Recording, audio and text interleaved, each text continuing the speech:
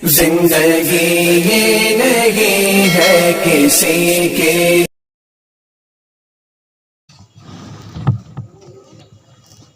بسم اللہ الرحمن الرحیم، الحمدللہ رب العالمین والصلاة والسلام علی سید المرسلین۔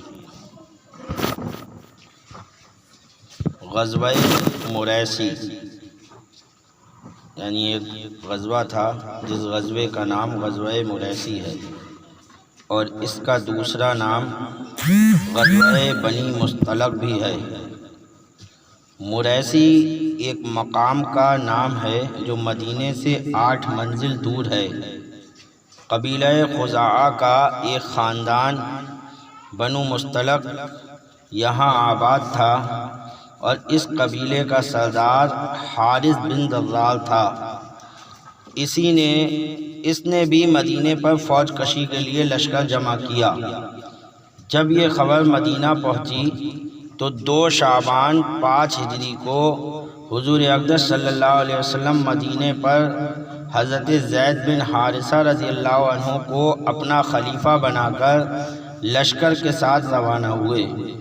اس غزوے میں حضرت بی بی عائشہ اور حضرت بی بی ام سلمہ رضی اللہ عنہما بھی آپ کے ساتھ تھیں۔ جب حارث بن ضرار کو آپ کی تشریف آوری کی خبر ہو گئی تو اس پر ایسی دہشت سوار ہو گئی کہ وہ اور اس کی فوج بھاگ کر منتشر ہو گئی۔ یہ لوگ حملہ کیوں کرنے لگے تھے؟ اصل میں جنگ بدر میں مسلمانوں کو بہت بڑی کامیابی تھی، اس سے تمام قبائل عرب میں دہشت پھیل گئی تھی، لیکن جنگ احد میں مسلمانوں کی ایک تھوڑی سی غلطی کی وجہ سے مسلمانوں کا کافی جانی اور مالی نقصان ہوا، جس کی وجہ سے کفار کا حوصلہ پھر سے بلند ہو گیا اور وہ مسلمانوں کو مارنے کی پھر کوشش کرنے لگے۔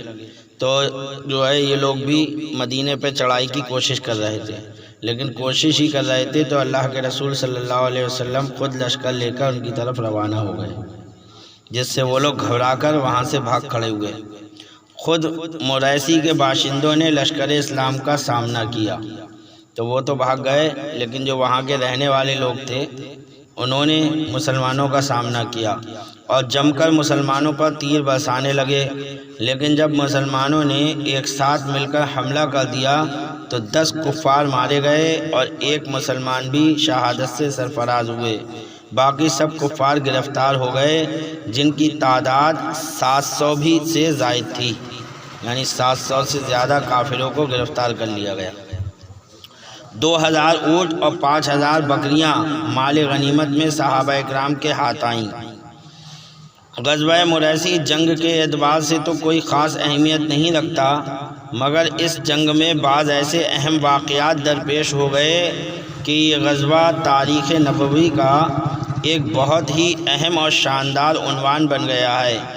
ان مشہور واقعات میں سے چند یہ ہیں، یعنی اسی غزوے میں جب سرکار تشریف لے گئے تو چند واقعات پیش آئے، ان واقعات کا یہاں ذکر کر رہے ہیں کہ ان میں سے چند کا کہ وہ کیا کیا واقعہ راستے میں پیش آیا۔ کہنا ہے اس جنگ میں مال غنیمت کے لالچ میں بہت سے منافقین بھی شریک ہو گئے تھے۔ منافقین تو آپ کو بتا ہی دیا، وہ لوگ ہیں جو کلمہ پڑھتے ہوئے بھی اللہ کے رسول سے اللہ سے دشمنی رکھتے ہیں، یعنی بظاہر اپنے آپ کو مسلمان بنتے ہیں لیکن دلوں میں ان کے کھوٹ ہوتی ہے، تو وہ منافقین کہلاتے ہیں۔ تو ایسے منافق لوگ بھی اس غزوے میں سرکار کے ساتھ شریک ہو گئے تھے کہ ہمیں بھی مال ملے گا، ہم جائیں گے۔ تو ایک دن پانی لینے پر ایک مہاجر اور ایک انصاری میں کچھ تکرار ہو گئی۔ مہاجر نے بلند آواز سے یا للمہاجرین یعنی اے مہاجرو فریاد ہے، اور انصاری نے یا للانصار اے انصاریوں فریاد ہے کا نعرہ مارا، یعنی آپس میں ہی نوک جھوک ہو گئی مسلمانوں کی۔ انصاری ایک طرف ہو گئے اور مہاجر جو لوگ ہجرت کر کے آئے تھے مکہ شریف سے وہ ایک طرف ہو گئے۔ ایک سے لڑائی ہوئی، آپس میں نوک جھوک، پھر وہ اتنی بڑھ گئی کہ تمام انصار جو تھے وہاں پر وہ ایک طرف اور مہاجر ایک طرف، ان میں آپس میں ٹھن گئی۔ یہ نعرہ سنتے ہی انصار و مہاجرین دوڑ پڑے اور اس قدر بات بڑھ گئی کہ آپس میں جنگ کی نوبت آ گئی۔ رئیس المنافقین عبداللہ ابن ابی کو شرارت کا ایک موقع مل گیا، تو منافق تو تھے ہی ساتھ میں، ان میں رئیس المنافقین منافقوں کا سردار جو تھا عبداللہ ابن ابی، اس کو موقع ملا لڑانے کا مسلمانوں کو، کہا اب بہت اچھا موقع ہے اس وقت۔ اس نے اشتعال دلانے کے لیے انصاریوں سے کہا لو یہ تو وہی مثال ہو گئی کہ تم اپنے کتے کو فروا کرو تاکہ وہ تمہیں کو کھا ڈالے، تم انصاریوں ہی نے ان مہاجروں کا حوصلہ بڑھا دیا ہے۔ یہ جو ہے انصاریوں کو اس نے ورگلایا کہ تم یہ لوگ آئے وہاں سے مکہ سے، تم نے انہیں رہنے کے لیے گھر دیا، ان کی اتنی مدد کری، آج یہ تمہاری سے اوپر شیر ہو رہے ہیں، تم ہی سے لڑ رہے ہیں۔ اس طریقے سے چڑھانا کی کوشش کری کہ یہ تاکہ آپس میں لڑ جائیں، لہذا اب ان مہاجرین کی مالی امداد بالکل بند کر دو، یہ ذلیل خوار ہیں۔ اللہ اکبر، کیا کہا اس نے؟ مہاجروں کو ذلیل۔ اب مہاجر کون کون تھے آپ کو پتہ ہے؟ آدمی سمجھتا نہیں ہے۔ انہوں نے کہا یہ ذلیل خوار ہیں مہاجر جو ہیں، خود اللہ کے رسول صلی اللہ تعالیٰ علیہ وسلم بھی مہاجروں میں شامل تھے، آپ بھی تو ہجرت کر کے آئے تھے۔ تو اس نے عبداللہ ابن ابی نے کہا کہ جتنے مہاجر ہیں یہ سب ذلیل خوار ہیں، تو اللہ کے رسول کو بھی اس نے ذلیل کہہ دیا، معاذ اللہ رب العالمین۔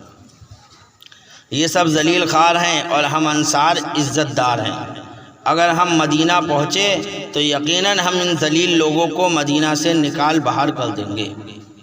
یہاں تک اتنا بڑھ رہا ہے کہ اب مدینہ سے ان سب کو مہاجروں کو نکال دیں گے۔ حضور اکرم صلی اللہ علیہ وسلم نے جب اس ہنگامے کا شور و غوغا سنا تو انصار و مہاجرین سے فرمایا کیا تم لوگ زمانہ جاہلیت کے نعرہ بازی کر رہے ہو؟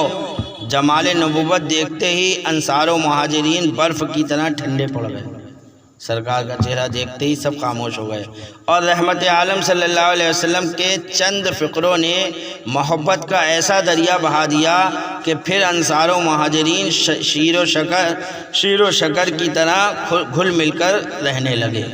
یعنی سرکار کے دو جملوں نے اتنا اثر کیا کہ جتنی لڑائی ہو رہی تھی سب ختم ہو گئی، ایک دوسرے سے گلے مل کر سب محبت سے رہنے لگے آپس میں۔ جو عبداللہ ابن ابی نے کوشش کری تھی مسلمانوں کو لڑانے کی آپس میں، تو دیکھیے یہ برادری کو لے کر شروع سے ہی لڑانے کی کوشش کی گئی ہے مسلمانوں کو نا، تو مسلمانوں کو یہ سمجھنا چاہیے کہ ہم مسلمان ہیں، بس کبھی بھی جو ہے برادری واد کو لے کر آپس میں لڑائی نہیں ٹھاننا چاہیے۔ یہ سوچو کہ اللہ تبارک و تعالیٰ نے ہم سب کو مسلمان بنایا ہے، ہم ایک خدا ایک رسول کا کلمہ پڑھنے والے ہیں۔ جب عبداللہ ابن ابی کی بیہودہ بات حضرت عمر رضی اللہ عنہ کے کان میں پڑی، جب حضرت عمر کے کان میں یہ بات آئی کہ عبداللہ ابن ابی نے یہ کہا ہے کہ یہ مہاجرین سب ذلیل لوگ ہیں، تو وہ اس قدر طیش میں آ گئے کہ ننگی تلوار لے کر آئے اور عرض کیا یا رسول اللہ مجھے اجازت دیجئے کہ میں اس منافق کی گردن اڑا دوں۔ حضور اقدس صلی اللہ علیہ وسلم نے نہایت نرمی کے ساتھ ارشاد فرمایا کہ اے عمر خبردار، ایسا نہ کرو ورنہ کفار میں یہ خبر پھیل جائے گی کہ محمد صلی اللہ علیہ وسلم اپنے ساتھیوں کو بھی قتل کرنے لگے ہیں۔ اس وقت کیونکہ شروع اسلام تھا اور لوگ اسلام میں ابھی مسلمان تھوڑے ہی تھے، اس وقت میں ان کو کیا معلوم کافروں کو کہ یہ اندر کیوں کیا کر رہے ہیں، وہ تو کلمہ پڑھا رہا تھا، اپنے آپ کو مسلمان ہی جتا رہا تھا۔ اب ایسے میں اس کو مار دینے سے کافروں میں یہ خبر پھیل جاتی کہ دیکھو ابھی تک تو اللہ کے رسول جو ہے کافروں کو مار رہے تھے، اب تو وہ اپنے ساتھیوں کو بھی مارنے لگے۔ تو اس وجہ سے اللہ کے رسول صلی اللہ تعالیٰ علیہ وسلم نے، کیونکہ شروع اسلام تھا، یہ بھی یاد رکھیں، اس کو کوئی آج کے دور میں دلیل نہ بنائے، یہ شروع اسلام تھا، ابھی اسلامی سلطنت جو ہے پوری قائم نہیں ہوئی تھی، اسلام پھیلا نہیں تھا چار جانب، تو شروعاتی وقت میں مصلحت کے طور پہ اللہ کے رسول صلی اللہ علیہ وسلم نے فرمایا اے عمر ایسا مت کرنا، ورنہ یہی اڑے گا سب طرف کہ اللہ کے رسول اپنے ہی ساتھیوں کو مارنے لگے۔ اب ورنہ کفار میں یہ خبر پھیل جائے گی کہ محمد صلی اللہ علیہ وسلم اپنے ساتھیوں کو بھی قتل کرنے لگے ہیں۔ یہ سن کر حضرت عمر رضی اللہ عنہ بالکل ہی خاموش ہو گئے، مگر اس خبر کا پورے لشکر میں چرچا ہو گیا۔ یہ عجیب بات ہے کہ عبداللہ ابن ابی جتنا بڑا اسلام اور بانی اسلام صلی اللہ علیہ وسلم کا دشمن تھا، اس سے کہیں زیادہ بڑھ کر اس کے بیٹے اسلام کے سچے شہدائی اور حضور صلی اللہ علیہ وسلم کے جانثار صحابی تھے۔ یعنی عبداللہ ابن ابی کے جو بیٹے تھے وہ سچے مسلمان تھے، بہت بڑے اللہ کے رسول کے جانثار۔ ان کا نام بھی عبداللہ تھا۔ جب اپنے باپ کی بکواس کا پتہ چلا تو وہ غیظ و غضب میں بھرے ہوئے بارگاہ رسالت میں حاضر ہوئے اور عرض کیا، یا رسول اللہ، اگر آپ میرے باپ کے قتل کو پسند فرماتے ہوں تو میری تمنا ہے کہ کسی دوسرے کے بجائے میں خود اپنی تلوار سے اپنے باپ کا سر کاٹ کر آپ کے قدموں میں ڈال دوں۔ یہ بیٹے کی بات تھی، تو بیٹا اتنا بڑا عاشق اللہ کے رسول کا اور باپ اتنا بڑا غدار۔ آپ نے ارشاد فرمایا کہ نہیں، ہرگز نہیں، میں تمہارے باپ کے ساتھ کبھی بھی کوئی برا سلوک نہیں کروں گا۔ اور ایک روایت میں یہ بھی آیا ہے کہ مدینے کے قریب وادی عقیق میں وہ اپنے باپ عبداللہ ابن ابی کا راستہ روک کر کھڑے ہو گئے اور کہا کہ تم نے مہاجرین اور رسول اللہ صلی اللہ علیہ وسلم کو ذلیل کہا ہے، خدا کی قسم میں اس وقت تک تم کو مدینے میں داخل نہیں ہونے دوں گا جب تک رسول اللہ صلی اللہ علیہ وسلم اجازت عطا نہ فرمائیں۔ تم کہہ رہے تھے کہ ہم مہاجروں کو داخل نہیں ہونے دیں گے، اب میں کہتا ہوں اے میرے باپ، میں تجھے اس وقت تک مدینے میں نہیں داخل ہونے دوں گا جب تک سرکار اجازت نہ دے، اور جب تک تم اپنی زبان سے یہ نہ کہو کہ حضور صلی اللہ علیہ وسلم تمام اولاد آدم میں سب سے زیادہ عزت والے ہیں اور تم سارے جہان والوں میں سب سے زیادہ ذلیل ہو۔ اپنے باپ سے کہا یہ کہو زبان سے کہ اللہ کے رسول سب سے عزت والے ہیں اور میں پوری جہان میں سب سے بڑا ذلیل ہوں۔ تمام لوگ انتہائی حیرت اور تعجب کے ساتھ یہ منظر دیکھ رہے تھے۔ جب حضور صلی اللہ علیہ وسلم وہاں پہنچے اور یہ دیکھا کہ بیٹا باپ کا راستہ روکے ہوئے کھڑا ہے اور عبداللہ ابن ابی زور زور سے کہہ رہا ہے کہ میں سب سے زیادہ ذلیل ہوں اور حضور اکرم صلی اللہ علیہ وسلم سب سے زیادہ عزت دار ہیں، آپ نے یہ دیکھتے ہی حکم دیا کہ اس کا راستہ چھوڑ دو تاکہ یہ مدینہ میں داخل ہو جائے۔ تو اللہ کے رسول نے اس وقت اجازت دی مدینے میں جانے کی۔ غزوہ مریسی کی جنگ میں جو کفار مسلمانوں کے ہاتھ میں گرفتار ہوئے ان میں سردار قوم حارث ابن زرار کی بیٹی حضرت جویریہ رضی اللہ عنہا بھی تھی۔ جب تمام قیدی لونڈی غلام بنا کر مجاہدین اسلام میں تقسیم کر دیے گئے تو حضرت جویریہ رضی اللہ عنہ حضرت ثابت بن قیس رضی اللہ عنہ کے حصے میں آئیں۔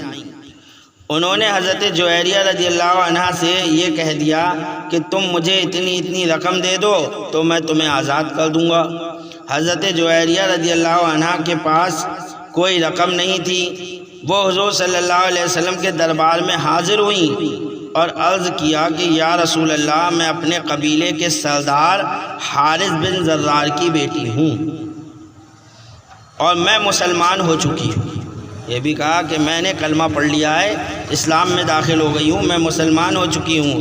حضرت ثابت بن قیس نے اتنی رقم لے کر مجھے آزاد کر دینے کا وعدہ کر لیا ہے، آپ میری امداد فرمائیں تاکہ میں یہ رقم ادا کر کے آزاد ہو جاؤں۔ آپ نے ارشاد فرمایا کہ اگر میں اس سے بہتر سلوک تمہارے ساتھ کروں تو کیا تم منظور کر لوگی؟ انہوں نے پوچھا کہ وہ کیا ہے؟ آپ نے فرمایا کہ میں چاہتا ہوں کہ میں خود تنہا تمہاری طرف سے ساری رقم ادا کر دوں اور تم کو آزاد کر کے میں تم سے نکاح کر لوں تاکہ تمہارا خاندانی اعزاز و وقار برقرار رہ جائے۔ یعنی وجہ یہ ہے کہ تم ایک سردار کی بیٹی ہو اور وہ سب تو قتل ہو گئے اور بھاگ گئے، تو ایک سردار کی بیٹی کو اب غلام بننا یہ زیبا نہیں دیتا۔ جو ایک بادشاہ سردار کی بیٹی ہو، اس لیے میں یہ چاہتا ہوں تمہارا خاندانی اعزاز اور وقار برقرار رہے۔ حضرت جویریہ رضی اللہ عنہا نے خوشی خوشی اس کو منظور کر لیا، چنانچہ حضور صلی اللہ علیہ وسلم نے ساری رقم اپنے پاس سے ادا فرما کر حضرت جویریہ رضی اللہ عنہا سے نکاح فرما لیا۔ جب یہ خبر لشکر میں پھیل گئی کہ حضور صلی اللہ علیہ وسلم نے حضرت جویریہ رضی اللہ عنہا سے نکاح فرما لیا تو مجاہدین اسلام کے لشکر میں اس خاندان کے جتنے لونڈی اور غلام تھے، مجاہدین نے سب کو فوراً ہی آزاد کر دیا۔ یعنی جتنے قید ہو کر آئے تھے سب کو صحابہ اکرام نے آزاد کر دیا، اس خاندان کے جتنے لوگ تھے سب کو فوراً ہی آزاد کر کے رہا کر دیا۔ اور لشکر اسلام کا ہر سپاہی یہ کہنے لگا کہ جس خاندان میں رسول اللہ صلی اللہ علیہ وسلم نے شادی کر لی اس خاندان کا کوئی آدمی لونڈی اور غلام نہیں رہ سکتا۔ اور حضرت بی بی عائشہ رضی اللہ عنہا کہنے لگیں کہ ہم نے کسی عورت کا نکاح حضرت جویریہ کے نکاح سے بڑھ کر خیر و برکت والا نہیں دیکھا کہ اس کی وجہ سے تمام خاندان بنی مستلق کو غلامی سے آزادی نصیب ہوئی۔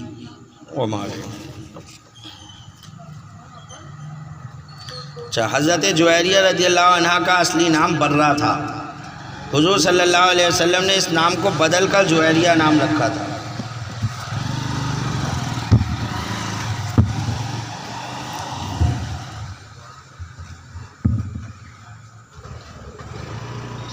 بسم اللہ الرحمن الرحیم۔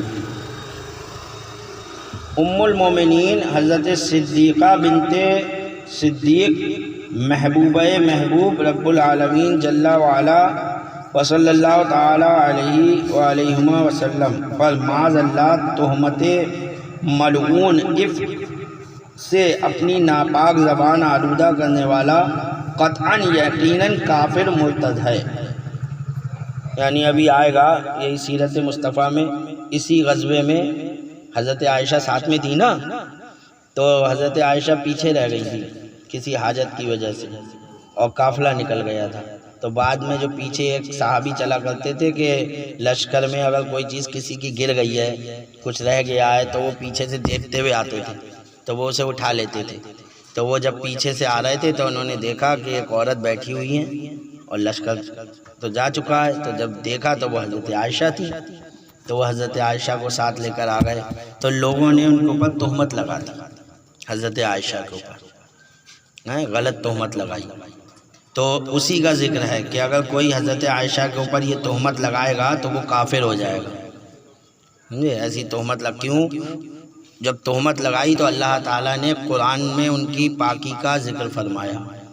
قرآن میں حضرت جبریل علیہ السلام آیت کریمہ لے کر آ گئے کہ حضرت عائشہ پاک ہیں، ان کا دامن پاک ہے۔ تو اب جو بھی جو ہے حضرت عائشہ کے اوپر اس تہمت کو لگائے گا تو وہ قرآن کی مخالفت کرے گا، اور قرآن کی مخالفت جو ہے کفر ہے، تو ایسا شخص کافر ہوگا۔ اور اس کے سوا یعنی تہمت نہ لگائے، ویسے ہی حضرت عائشہ کو برا بھلا کہنے والا رافضی تبرعی بددین جہنمی ہے۔ حضرت حسنین رضی اللہ تعالی عنہما یقیناً اعلیٰ درجہ شہدائے کرام سے ہیں، ان میں کسی کی شہادت کا منکر گمراہ بددین خاسر ہے۔ یزید پلید فاسق فاجر مرتکب کبائر تھا، سمجھے؟ یزید کے بارے میں کہہ رہا ہے یزید پلید فاسق تھا، فاجر تھا، مرتکب کبائر تھا، معاذ اللہ اس سے اور ریحانہ رسول صلی اللہ علیہ وسلم سیدنا امام حسین رضی اللہ تعالیٰ عنہ سے کیا نسبت؟ وہابی جو ہے نا، وہابی بہت گندی قوم ہے، یہ جو ہے امام حسین رضی اللہ تعالیٰ عنہ کو باغی کہتی ہے، کہتے ہیں یزید سے بغاوت کری تھی معاذ اللہ رب العالمین۔ ہاں، تو انہی کے بارے میں یہ کہا جا رہا، وہ لوگ کہتے ہیں کیا نسبت آج کل جو بعض گمراہ کہتے ہیں کہ ہمیں ان کے مقابلے میں کیا دخل ہے، ہمارے وہ بھی شہزادے وہ بھی شہزادے، یعنی یزید کو بھی کہہ دیا کہ وہ بھی ہمارے شہزادے اور وہ بھی ہمارے شہزادے۔ امام حسین کہاں حضرت امام حسین اور کہاں یزید پلید، اور کہتا کہ ان کے مت کہو۔ ایسا بکنے والا مردود خارجی ناصبی مستحق جہنم ہے۔ جو بھی یزید کو اچھا کہہ رہا ہے ہاں یزید کو کافر کہنے اور اس پر لعنت کرنے میں علماء اہل سنت کے 3 قول ہیں۔ یزید کو کافر کہا جائے، اس پر لعنت کی جائے یا نہ کی جائے، تو اس میں علماء کے 3 قول ہیں۔ اور ہمارے امام اعظم رضی اللہ تعالیٰ عنہ کا جو مسلک ہے، امام اعظم نے جو، ہم سب امام اعظم کے ماننے والے ہیں نا، تو امام اعظم کا جو مسلک ہے انہوں نے سکوت اختیار کیا ہے، خاموش رہنا، یعنی یزید کو نہ مسلمان کہو نہ کافر کہو، خاموش رہو احتیاط ہے، نہ اس کو مسلمان جانو نہ کافر، یعنی ہم اسے فاسق فاجر کہنے کے سوا نہ کافر کہیں نہ مسلمان کہیں، خاموش رہیں، فاسق فاجر تو ہے ہی۔ اہل بیت اکرام رضی اللہ تعالی عنہم مقتدیان اہل سنت ہیں، جو ان سے محبت نہ رکھے مردود ملعون خارجی ہے۔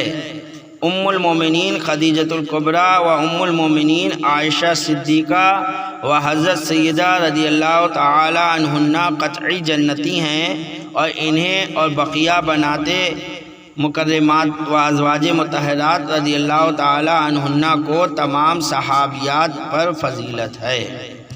تو یہ ہو گیا عقیدے کے بیان میں، امامت کی بات چل رہی تھی، امامت کا ذکر، اس میں یہ سب باتیں آ گئی کہ سب سے پہلے امامت کے حقدار حضرت ابوبکر صدیق خلیفہ جو بنے، اور پھر حضرت عمر، پھر حضرت عثمان، پھر حضرت علی۔ یہاں بات آ گئی تو آج جو ہے ایک بات اور کر دوں، کچھ جو ہے سوشل میڈیا پہ بہت وائرل ہو رہا ہے عید غدیر کے تعلق سے۔ یہ عید غدیر جو ہے بہت سوشل میڈیا پر چل رہا ہے۔ تو یہ عید غدیر کیا ہے سن لیجئے، یہ رافضیوں کا تہوار ہے، شیعوں کا، یہ انہوں نے اپنی طرف سے یہ بنا رکھا ہے۔ عید غدیر یہ اس دن کو کہتے ہیں کہ جس دن حضور صلی اللہ تعالیٰ علیہ وسلم حج سے جب واپس ہو رہے تھے تو آپ نے حضرت علی کے لیے یہ فرمایا تھا کہ جس کا میں مولا ہوں اس کے علی مولا ہوں۔ تو یہ لوگ کہتے ہیں کہ دیکھو مولا سے یہ مراد خلیفہ لیتے ہیں، کہتے ہیں دیکھو حضور صلی اللہ تعالیٰ علیہ وسلم نے اس دن جو ہے حضرت علی کو خلیفہ بنا دیا تھا، لہذا حضرت ابوبکر صدیق خلیفہ غلط بنے، عمر خلیفہ غلط بنے، حضرت عثمان خلیفہ غلط بنے۔ تو یہ مولا ہونے کا مطلب یہ تھوڑی ہے کہ وہ خلیفہ ہیں۔ مولا کے بہت سے معنی آتے ہیں، مولا کے معنی آتے ہیں آقا، مولا کے معنی آتے ہیں مددگار۔ تو یہاں یہ خلافت مراد نہیں ہے، یہ نہیں ہے کہ جس کا میں خلیفہ ہوں اس کے علی خلیفہ ہیں، بلکہ نہیں، جس کا میں مددگار ہوں اس کے علی بھی مددگار ہے، یہ مراد ہے کہ جس کا میں مولا ہوں، جس کا میں مددگار ہوں اس کے علی بھی مددگار ہیں۔ تو اسی کو وہ لوگ آج کے دن جو ہے عید غدیر کے طور پر مناتے ہیں کہ آج جو ہے ان کو خلافت ملی تھی، تو اپنا یہ کوئی تہوار اپنے لوگوں کے منانے کا نہیں ہے، ٹھیک ہے۔ حضرت علی کی شان اس دن جو ہے اللہ کے رسول نے ظاہر کی تھی، اگر اس طور پر آپ منائیں کہ حضرت علی کی شان اس طور پر ہوئی تو کوئی عید غدیر نہیں، ویسے ہی حضرت علی کی شان عرفہ و اعلیٰ ہے۔ اور بے شک آج کے دن اللہ کے رسول نے یہ جملہ فرمایا کہ جس کا میں مولا اس کے علی مولا، تو یہ ایک اچھی بات ہے۔ اور آج ہی کے دن حضرت عثمان غنی رضی اللہ تعالیٰ عنہ کی شہادت بھی ہوئی ہے، 18 ذی الحجہ کو۔ تو یہ لوگ جو ہے ایک طرف عید غدیر بھی مناتے ہیں اور حضرت عثمان غنی کی شہادت کی خوشی بھی مناتے ہیں، تو اس کا بھی دھیان رکھنا چاہیے۔ تو ہمیں تو ہے آج 18 ذی الحجہ کو حضرت عثمان غنی کی شہادت جو ہوئی ہے اس پر فاتحہ وغیرہ کر کے ایصال ثواب کرنا چاہیے، ہے نہیں؟ اس میں حضرت علی کا بھی ذکر کریں اور حضرت عثمان غنی اور دوسرے صحابہ کا بھی، تاکہ ان کی مجلسوں سے ہماری مجلس الگ ہو جائے۔ ہم اہل بیت والے بھی ہیں اور صحابہ والے بھی ہیں، یہ نہیں کہ ہم صحابہ کو چھوڑے ہوئے ہیں۔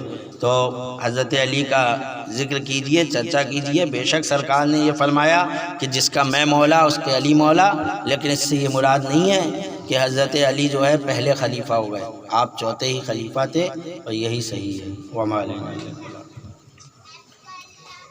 بسم اللہ الرحمن الرحیم، الحمدللہ رب العالمین، والصلاة والسلام علی سید المرسلین۔ یا اللہ اپنے حبیب کے صدقہ و طفیل میں مولا ہم سب کے گناہوں کو معاف فرما، یا اللہ ہماری اس مجلس کو قبول فرما، یا اللہ اپنے حبیب کے صدقہ و طفیل میں مولا ہمیں زیادہ سے زیادہ دین سیکھنے اور سکھانے کی توفیق عطا فرما، یا اللہ ہم سب کے رزق حلال میں برکت عطا فرما، یا اللہ ہمیں محتاجی سے بچا، تنگی سے بچا، مولا تعالیٰ ہم میں جو قرض دار ہیں مولا ان کو قرضے سے نجات عطا فرما، یا اللہ ہم سب کے رزق حلال میں برکت عطا فرما، یا اللہ ہم سب کو مسلک اعلیٰ حضرت پر قائم رکھ اور مسلک اعلیٰ حضرت پر ہی موت عطا فرما۔ مولا جتنے لوگ یہاں حاضر ہیں مولا جو بھی جائز تمنائیں رکھتے ہوں اپنے حبیب کے صدقہ و طفیل میں ہم سب کی جائز تمناؤں کو پورا فرما۔ صلی اللہ تعالی علی خیر خلقہ و نور عرشہ و ذریاتہ و آلہ و صحبہ اجمعین برحمتک یا ارحم الراحمین بحق لا الہ الا اللہ محمد۔ السلام علیکم۔